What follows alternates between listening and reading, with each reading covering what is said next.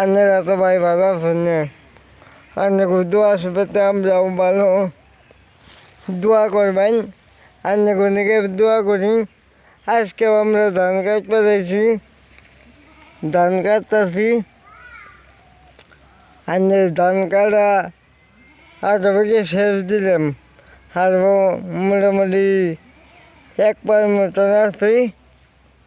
সেই 1 পা কাটলেই বাচ্চাদাম গা, কিন্তু মানুষেরও কী কাটম ধান, গরিব মানুষ। ধান যদি হয় 1 বিঘে প্রায় 3 পা, ধান যদি হয় 100 বিঘে প্রায় 1 বিঘে, এইরকম করে ঠকায়। আপনারা কমেন্টে জানাবেন গরিব মানুষ জানি ঠকে না। এই ভিডিওটা আপনারা সেইরকম শেয়ার করবেন। ধান কাটতে পেরেছি, গরিব মানুষ জানি ঠকে না। গৃহস্থরা আপনারা ভিডিওটা সেইরকম শেয়ার করবেন, লাইক করবেন। সারা যত ধান বুনছে মানুষের, এই ধান কাটা গৃহস্থরা মানে ভিডিও পায়। এই যে ভাই, আর ওর ভাষে ঘুরিয়ে দিলাম ক্যামেরা। এই যে ধান কাটা শেষ দিচ্ছি, বুঝতে দেখছেন? ওই যে ওর বুড়া হয় তাও দেখ পাইনি, যে দেখছেন রোদ আছে।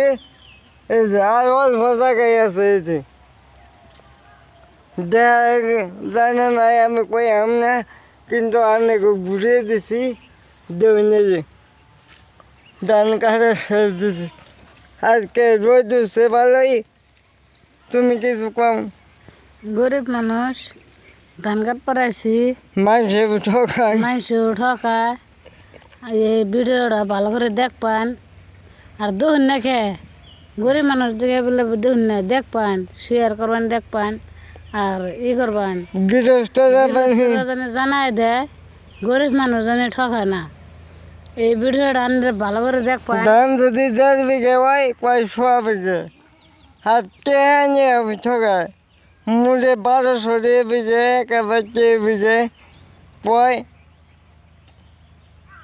এই ভিডিওটা শেয়ার করে গৃহস্থকে ছড়িয়ে দেবেন। গৃহস্থরা মানে গরিব মানুষ ঠকিয়ে না।